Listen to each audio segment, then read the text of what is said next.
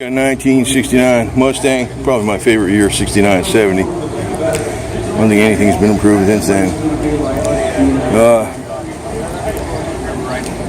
Powered by Ford.